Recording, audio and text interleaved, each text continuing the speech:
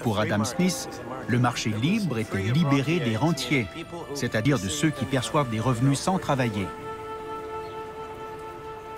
Aujourd'hui, le libre-échange signifie la liberté pour les rentiers, pour les propriétaires terriens, pour les banquiers et ce qu'on appelle le secteur de la finance et de l'assurance. Ce qui est exactement l'inverse de ce qu'Adam Smith et les économistes classiques suivants ont décrit. L'économie doit être contrôlée. L'économie, c'est important. Mais cela ne doit pas outrepasser et coloniser tous les autres aspects de la vie sociale.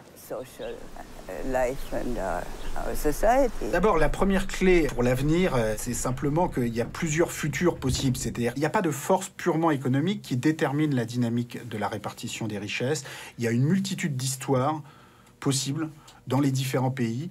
Et donc l'avenir n'est pas écrit. Si on veut vraiment trouver une clé et résumer par une clé possible une des dynamiques pour l'avenir qu'on apprend grâce à l'histoire, c'est cette idée du rendement du capital structurellement plus fort que le taux de croissance. Si vous avez les plus riches milliardaires de la planète dont le patrimoine progresse 3 à 4 fois plus vite que la taille de l'économie mondiale, vous avez un problème.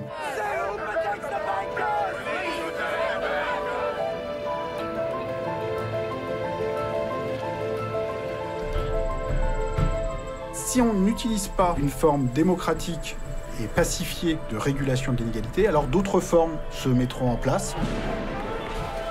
L'histoire invente toujours ses propres voies et invente toujours des nouvelles façons de régler les problèmes qui peuvent être parfois très violentes et très peu conformes à ce qu'on aurait souhaité a priori si on avait pu à temps examiner collectivement ces choses-là.